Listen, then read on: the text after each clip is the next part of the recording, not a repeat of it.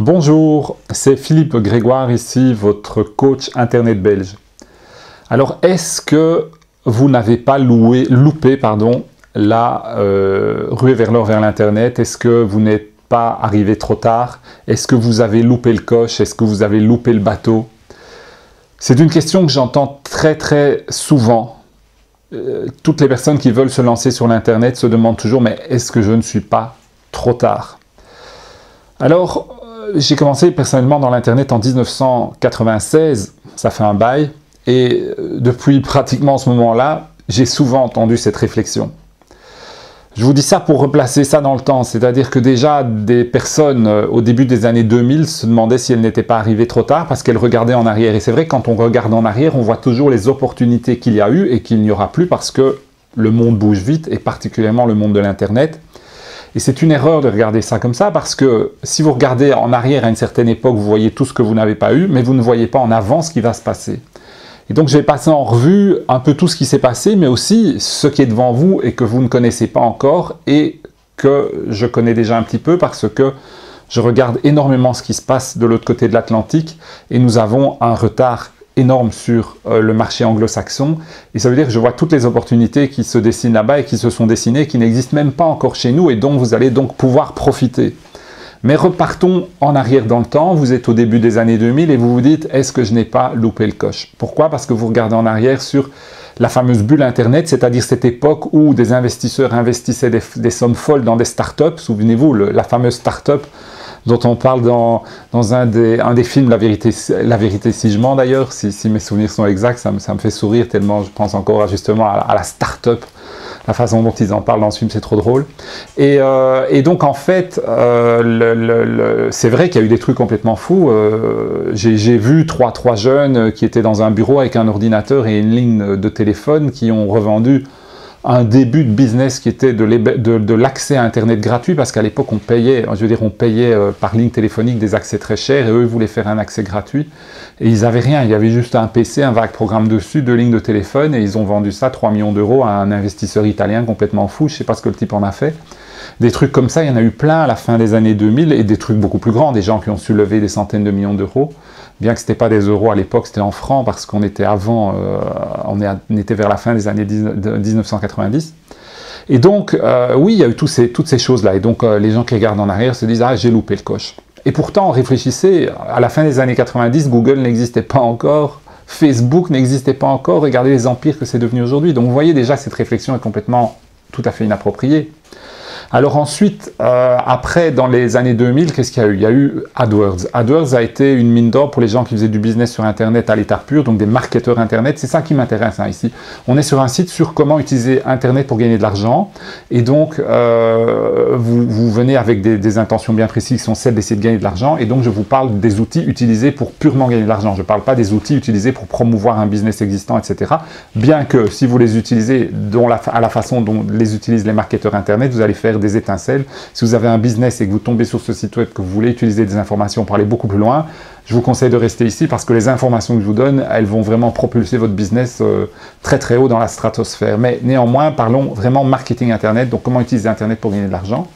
Ben, AdWords a été une opportunité extraordinaire parce que entre le début d'AdWords, donc début des années, je crois que c'est en 2002, quelque part par là, que AdWords est racheté par Google, et le moment où AdWords jette tous les marketeurs Internet dehors, c'est-à-dire en 2009-2010, donc pendant plus ou moins 8 ans, eh ben, il y a eu moyen de faire des trucs extraordinaires en AdWords, et ces trucs, c'était quoi? C'était tout simplement, dans un premier temps, vous faisiez une campagne de pub AdWords, vous achetiez des mots-clés, et vous mettiez en dessous un lien d'affilié, donc vous envoyez directement des clients vers une page d'un produit que vous n'aviez même pas développé, sur lequel vous touchiez une commission allant de 25 à 75% et même plus des fois. Il y a des gens qui ont fait des millions là-dessus, surtout dans le marché anglo-saxon, parce qu'en France, le marché de l'affiliation n'était pas encore développé. Et donc, c'est essentiellement dans le monde anglo-saxon. Il y a vraiment les fameux gourous de l'Internet que vous connaissez, les Armand Morin, Reese, etc. Tous ces mecs-là, ils ont fait du pognon de cette façon-là, et énormément. Et donc après, ils se sont construits des légendes, mais en fin de compte, ils étaient surtout efficaces là. Ils n'étaient pas tellement efficaces par rapport au marketing Internet actuel qui a beaucoup évolué. Donc c'est la raison pour laquelle je trouve que leurs formations n'ont plus aucune valeur aujourd'hui, parce qu'elles sont totalement inadaptées, elles datent d'une autre époque, et ils font qu'entretenir leur business et aller plus loin, mais aujourd'hui leurs formations sont très creuses. En tout cas, ça c'est mon avis personnel, en tout cas de ces grands gourous-là. Et aujourd'hui, il y a d'autres marketeurs Internet anglo-saxons qui sont venus très tard. Il y en a qui ont commencé en 2011, en 2012, et qui font des trucs extraordinaires avec des nouveaux outils. Mais bref, ces gens-là ont gagné des millions comme ça, et ensuite, quand Google AdWords a modifié ses règles de publicité, il a dit maintenant plus de liens d'affiliés, eh ben, on s'est tout simplement adapté. D'abord, on a fait ce qu'on appelle du cloaking, c'est-à-dire on a fait du masquage d'adresses, c'est-à-dire que c'était toujours un lien d'affilié qui était indiqué dans la publicité AdWords, mais avec un nom de domaine qui n'avait rien d'un lien d'affilié. Et puis ensuite, AdWords s'est rendu compte de ça. Et après, qu'est-ce qu'on a fait? On a tout simplement vendu des e-books en se servant de la publicité AdWords. C'était une façon très facile d'amener énormément de trafic sur un site web en quelques heures. Et puis en 2009-2010, Google a mis fin à tout ça, a jeté des centaines de milliers de marketeurs dehors de son système du jour au lendemain, sans préavis, de façon vraiment peu correcte. Et d'ailleurs, la plupart des marketeurs français, Christian Godefroy, que vous connaissez sûrement, a été jeté de la sorte. Il en parle dans un de ses emails. Moi-même, personnellement, je dépensais 150 000 € par an de publicité chez Google AdWords. Ils m'ont jeté du jour au lendemain sur un simple email. Enfin, c'est franchement scandaleux. Et bref, après Google AdWords, qu'est-ce qu'il y a eu comme opportunité? Tout simplement le référencement naturel, c'est-à-dire qu'il y avait moyen de gonfler son référencement naturel très facilement en créant des liens vers son site web, mais des liens en provenance de sites avec beaucoup de PR, donc c'était comme ça qu'on procédait. On créait des centaines de liens, des milliers de liens, et on faisait monter un site comme cela en 2-3 mois en page 1 de Google. De nouveau, c'était une extraordinaire opportunité. Il y a moyen de développer dès qu'on avait compris le système, on développait la mécanique et on envoyait un maximum de trafic vers ce qu'on voulait pour générer donc des ventes. Alors ensuite, Penguin est arrivé, l'algorithme Penguin est arrivé en avril 2012 et a mis fin à tout ça. Google a compris la faiblesse de son système. Et donc aujourd'hui, on est dans un système où le référencement naturel est essentiellement une question de contenu et de durée, c'est-à-dire qu'il y a du temps, du contenu, bien qu'il y ait encore des techniques où il y a moyen d'accélérer les choses. Si ça vous intéresse, je vous invite à cliquer sur un des liens en bas de cette vidéo où j'indique peut-être un lien vers quelque chose qui peut vous intéresser au niveau d'informations à ce sujet-là. Enfin, néanmoins, le référencement donc, naturel a beaucoup évolué. Donc aujourd'hui, il y a d'autres opportunités. Des gens se sont lancés donc, dans des business basés sur des référencements naturels avec des blogs. Ce sont devenus ce qu'on appelle les fameux blogueurs professionnels. Vous les connaissez sûrement. Il y a des formations qui tournent à ce sujet-là pour le moment. On vous explique comment développer un business autour de votre passion. Moi, personnellement, ce qui m'intéresse, c'est tout dans le business Internet. Autant développer autour de votre passion, mais je suis aussi très attaché aux gens qui cherchent à se servir de l'Internet pour faire du marketing pur et dur. Donc vraiment, gagner de l'argent sur Internet. Et à ce niveau-là, il y a des tas de choses qui se profilent en français. Vous n'êtes pas passé à côté du bateau, vous n'avez pas loupé le coche. Je vais vous expliquer tout simplement ce qui se passe en anglais et qui n'existe pas encore en français pour vous dire comment des gens aujourd'hui gagnent de l'argent en anglais. Mais tout simplement, une des premières techniques, il y en a plein, hein. Là je ne vous donne qu'une technique. Une des premières techniques, c'est ce qu'on appelle le swap, S-W-A-P, de list mailing. Alors le swap de list mailing, c'est tout simplement le fait de faire un petit deal avec quelqu'un qui a une list mailing et tout simplement, il utilise votre list mailing pour promouvoir un de ses produits et vous utilisez sa list mailing pour promouvoir un de vos produits. Alors bon, pour ça, il faut quoi? Il faut trouver des gens qui ont une list mailing et on fait un espèce d'échange. Le problème, c'est qu'en français, aujourd'hui, si vous voulez faire ça, vous devez tout simplement trouver des sites web, voir si la personne a une list mailing, la contacter, etc. C'est très long.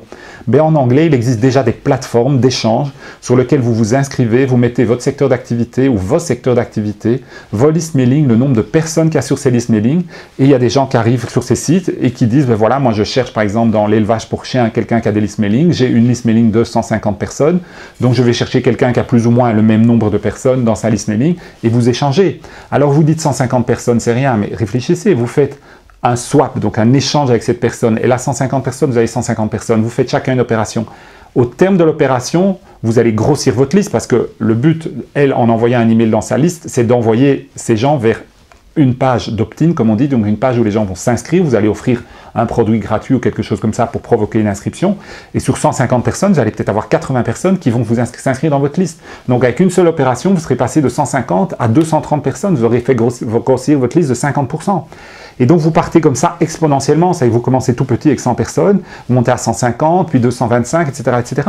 Et en 15-20 swaps, vous n'avez qu'à faire, c'est une règle, je veux dire c'est un petit calcul exponentiel, vous allez voir qu'en une vingtaine d'opérations, vous pouvez atteindre une liste de 10 000 personnes très facilement. Et ça sans le moindre site web, sans trafic Google, sans référencement. Et c'est là que c'est intéressant, c'est qu'aujourd'hui le business marketing Internet se développe hors Google. Vous devez comprendre que Google, c'est difficile, ça prend du temps, c'est dangereux parce que c'est extrêmement fragile un trafic Google et qu'aujourd'hui le référencement naturel dans le monde anglo-saxon est devenu très difficile parce qu'il y a tellement de concurrence, alors que ce n'est pas encore trop le cas en français. Il y a encore de belles opportunités en français, mais en anglais c'est devenu dur. Ça veut dire qu'aujourd'hui, la plupart des marketeurs anglais, anglo-saxons, américains qui démarrent ou qui sont en train de cartonner ont tout simplement développé des techniques hors référencement. Généralement, 5% de leur trafic provient de Google et 95% provient de techniques comme celles que je viens de vous expliquer. Il y a aussi le fait d'acheter un passage sur la liste mailing d'autres personnes. Donc, c'est un peu le même principe que l'échange, à part que là, il n'y a pas d'échange. Vous achetez tout simplement, vous dites voilà, vous arrivez sur un site web de nouveau où les gens présentent leur liste, le secteur d'activité, le nombre de personnes présentes sur leur liste et ils vous vendent un passage sur le list mailing. Donc vous achetez le droit d'être dans un email où ils parlent de vous et qu'ils envoient leur list mailing et vous payez au nombre de clics que leurs clients, enfin leurs prospects appartenant à leur list mailing, le nombre de fois que les gens vont cliquer sur votre lien pour arriver vers votre page d'inscription. Voilà, mais ça veut dire qu'il y a des gens aujourd'hui qui développent des clientèles énormes, qui développent des business énormes à la limite sans même avoir un site web référencé dans Google, vous voyez. Donc il y a énormément de choses à faire et on n'y est pas encore en français, je vous dis, il n'y a pas encore les plateformes pour le faire. Aujourd'hui, on doit le faire manuellement, c'est très lent, c'est compliqué. Donc voilà, ça c'est un des exemples pour vous dire, donc vous voyez, du potentiel, il y en a plein, il y a un autre potentiel énorme qui existe, et qui existe en français, qui existe en anglais, qui commence à être exploité en anglais, mais tout à fait pas du tout en français, c'est ce que j'appelle le business local. C'est-à-dire qu'aujourd'hui, il y a des tas d'entreprises locales qui ont besoin d'Internet, qui se servent essentiellement de Google AdWords, mais qui n'ont zéro compétence en référencement et qui n'ont pas de site web local, etc. Et il y a moyen de faire des sites web locaux très facilement, de les référencer en Google comme ça, très facilement, parce que il n'y a pas de concurrence, donc il suffit de faire un petit site web, quelques pages, et boum, en 2 mois, vous êtes en page 1 de Google sur un mot-clé comme plombier, Rodez, ou ce genre de choses-là, chauffagiste, Nice, ou ce genre de trucs-là. Il n'y a rien comme concurrence, je veux dire, c'est parce que ces gens-là sont dans Google AdWords, ils n'y connaissent rien en Internet, et en plus, ils font des erreurs grossières. Quand ils créent un site web, ils vont généralement appeler chauffagiste Roland, par exemple. Le type s'appelle Roland, il est chauffagiste, il va faire ça. Un site web, vous allez s'appeler chauffagiste Roland. C'est une erreur monumentale, parce que si le chauffagiste Roland est actif sur Nice, eh ben, il doit faire un site web qui s'appelle Chauffage Nice. Et quelques sites web d'ailleurs avec des noms, des mots-clés indiquant sa profession et indiquant la région. Parce que quand on va faire une recherche dans Google, Google va privilégier un site web avec une inscription, enfin une connotation locale. Enfin, vous voyez, des tas de petits trucs comme ça qui ne sont pas connus, mais ce sont des mines d'or, parce qu'à partir de ça, ils vont faire énormément d'argent pour vous, marketeurs Internet.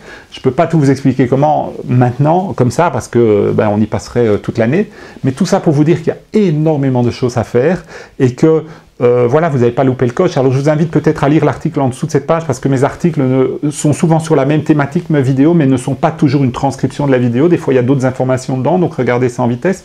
Ensuite, il y a des liens. Dans mes articles, vont peut-être vous orienter vers d'autres informations qui vous intéressent à ce niveau-là.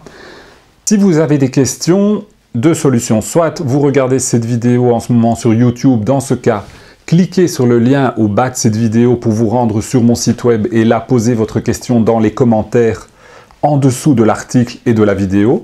Et si vous regardez cette vidéo tout simplement sur mon site web, allez en bas de l'article, posez vos questions dans les commentaires. Merci beaucoup, à bientôt, au revoir.